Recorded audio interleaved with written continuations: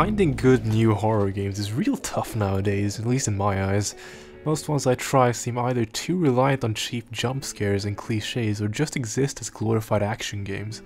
Imagine my surprise when I stumble upon this small, inconspicuous Taiwanese horror adventure game called Detention that not only managed to have some of the best written storytelling I've seen in a long time, but also managed to feel completely fresh. Here's a horror game where the real scares don't necessarily come in the form of jump scares or the game throwing out some big monster to chase you down with, but instead in a lingering sense of weary and dread that builds and builds as the incredible story progresses.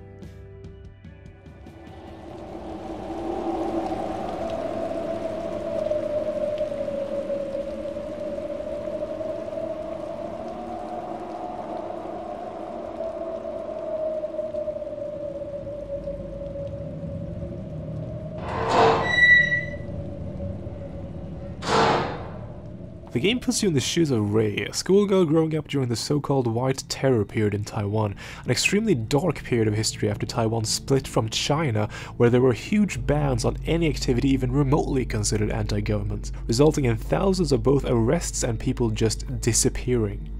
It doesn't just function as merely the game's setting, however, the entire story hinges on it. It manages to put all the horrible things and actions that take place into context and paints a vivid picture of this truly horrid period of history. As Rei, you spend most of the game exploring a twisted version of her school, where what's real and what's symbolism isn't quite clear. Here you solve various adventure game style puzzles in order to progress the story. These puzzles can range from simply playing some piano to cutting open the throats of your classmate with a rusty blade in order to gain a bowl of his blood.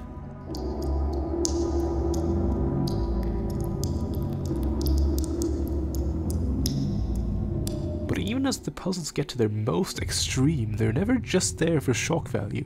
Each one represents something from Rei's life and foreshadows what's really going on in extremely clever and surprising ways. If I had to use one word to describe the storytelling in Detention, it would have to be resourceful. I can't think of a single moment that was just there to pad out the experience.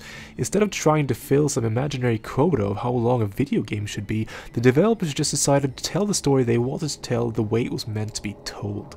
Every single action Rei takes either reveals more to you about what's really going on or foreshadows something to come. There's simply no fluff. This is something that's incredibly rare to find just in media in general, and especially games. It's a relatively short game, but because of this excellent pacing, it managed to feel just the exact right length. And when you reach the end of your playthrough, you're presented with two different endings. While on the surface they look like the good and the bad end type of endings, where one is intrinsically more desired than the other, this is not quite the case with Detention. Both endings are really great and manage to wrap the game up in satisfying ways while giving you different glimpses of what's really going on.